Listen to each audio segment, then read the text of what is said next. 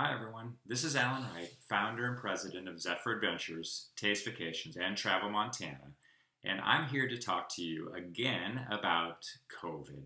Yesterday we received an email from one of our alumni, Leslie, and she asked about COVID concerns, especially because she was interested to go to our Switzerland tour next year, but was nervous about the increasing caseloads over there in Europe.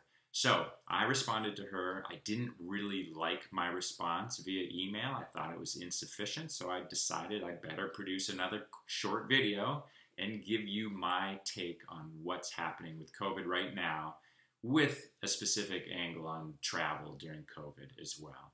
So there are real concerns out there right now. The reality is cases are surging in Europe, and they're also increasing in places like Vermont, which have done really great so far in combating the virus. That is going to be our reality too, very likely going forward as we move into the holidays of Thanksgiving and Christmas and Hanukkah and everything else. We are going to find that cases are increasing. But here's the reality.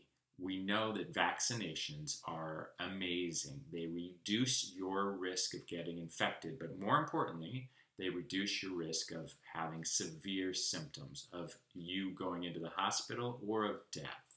And so that is really what's very important right now. We're facing the reality that we're probably going to be with COVID for at least the next couple of years and potentially for the rest of our lives. We're also facing the reality, as my uncle, who's the infectious diseases scientist, told me very recently, that I'm very likely to get COVID. I have not had it yet. I've done a good job keeping myself safe, but he says it's going to be like the cold, the common cold or the flu, and you're going to get it at some point.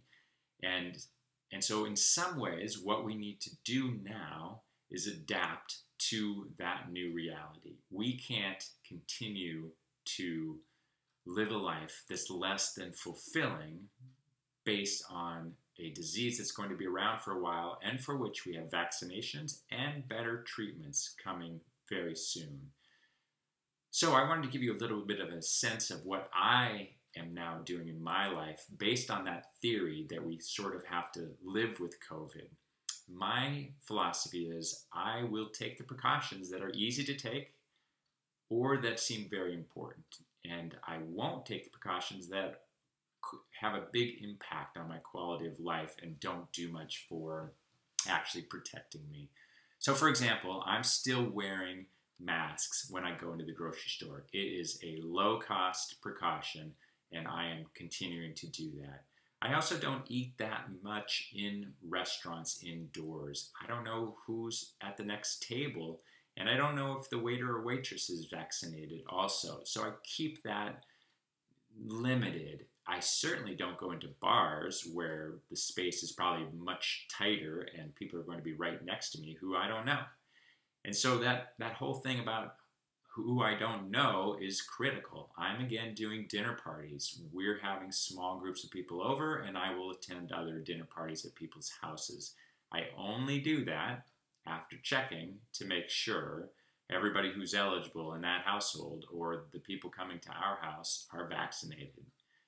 I don't want to be a vaccine snob, but I don't want to hang out with people that aren't vaccinated indoors either. So that's an easy precaution.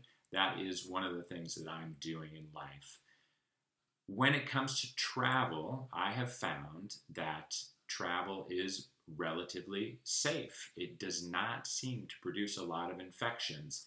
And so travel is something I have been doing and will continue to be doing. I'm leaving in less than a month for Mexico to go run our Baja sea kayaking tour there.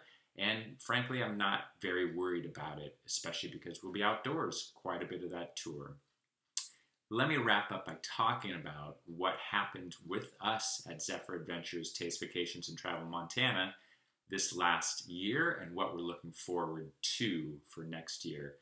You might have read from me that we had no infections on any of our tours or resulting from our tours that we're aware of in all of 2021. So that's over 300 people that went together in groups, and we didn't have any infections.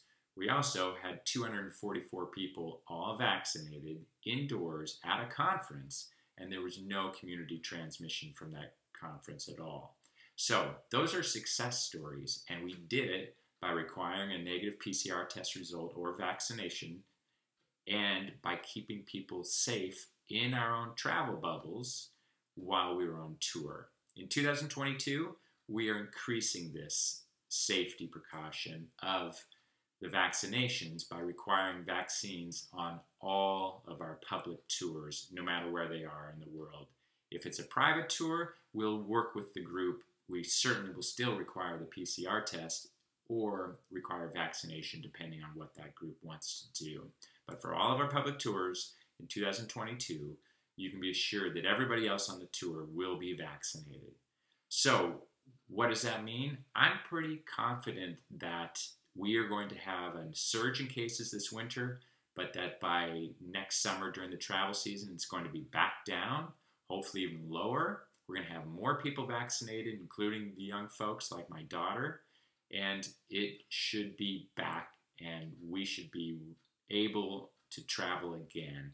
In some ways, if you're traveling on a flight to Europe, where everybody has to be vaccinated, then you're going to be safer than you are traveling on a flight to Florida. And if you're in Europe, where usually the vaccination rates are higher, then you often are going to be feeling safer than you are hanging out in Texas. So it is probably time for us to all recognize that COVID's going to be here to stay. We all have to decide what our risks are and what we're willing to risk and what precautions we need to take. For me personally, I'm definitely going to continue dinner parties. I'm definitely going to continue doing outdoor activities, and I'm definitely going to continue to travel. I hope that helps. Thanks, and we hope to see you in 2022.